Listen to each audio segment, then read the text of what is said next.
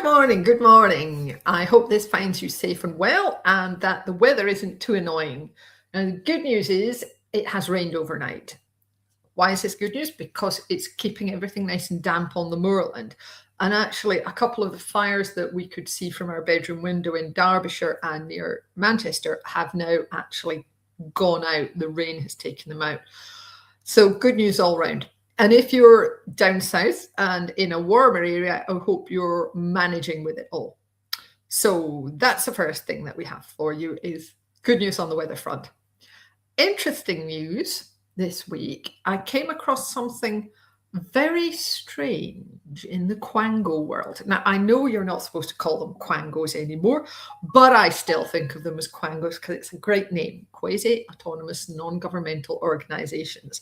In other words, they take taxpayers' money and they spend it. Yes, right. So this one is called the Office for Environmental Protection.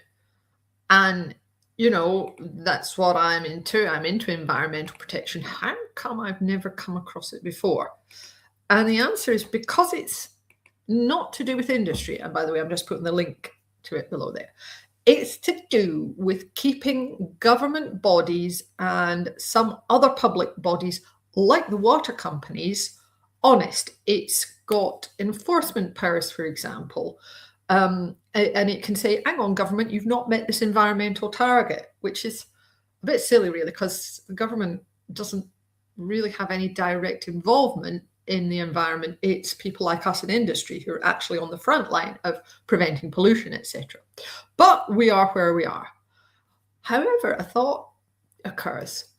Would they be able to do something about the dreadful deadlines and delays at the Environment Agency, where we're under deadlines to put things in, and then they're not under any kind of deadlines to actually have a proper serious turnaround?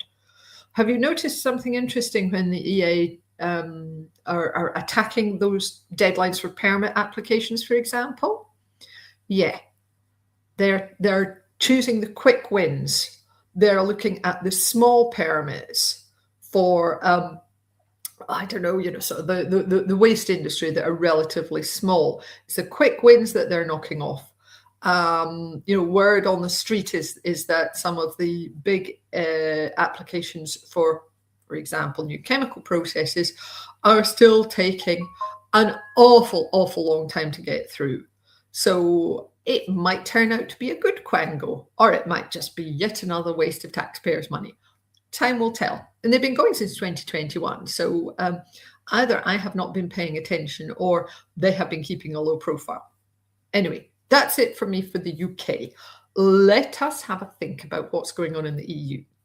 Now, we've got a couple of things going through at the moment that are fairly large and fairly horrible. There's extended producer responsibility, but there's also PPWR, which is the packaging waste responsibility type thing. And if you are selling anything into the EU, you need to be tracking what's going on with your packaging and taking it back. And ultimately, they're going to bring in a deposit scheme.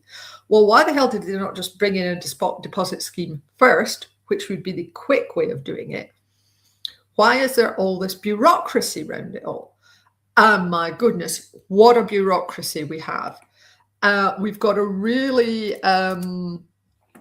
scary article from our good friend Stephen Brennan at Foresight, and he walks you through the life of a package. And it's a simple plastic bottle. And you might think, well, that's nothing much. One bottle carries 37 verified obligations across 7 components, 10 handovers, and 5 regulatory clocks. As he says, your portfolio is not one bottle. And this is just packaging. How the hell do they expect industry to deal with this?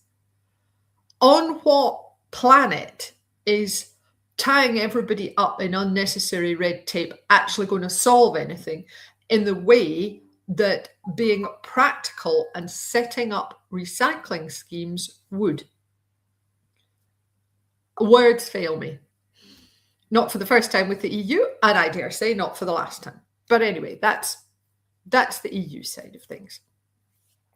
By the way, if you are interested in more information in all of this, then you can find out more on our website for the weekly email newsletter, or you can sign up for the weekly email newsletter, and I will pop the link below this video now, because remember, this video is just a couple of snippets from it, and we can't go into the same detail that we can on an email. So, what have we got for our funny video? Which is a bit that everybody likes, of course. And the answer is, it's still very British problems. Hang on, just type and talk at the same time, sorry. Can't spell when I look away. Very British problems, and it's a live, so-called live chat. And I will pop that there. So, yes, that's it from me for today. Whatever you're doing, have a lovely day. I hope everything is going well in your world, because there is a lot going wrong at the moment, but hopefully for you personally, things are going well. And I look forward to chatting to you again next week, if we're spared. Take care of yourselves. Bye.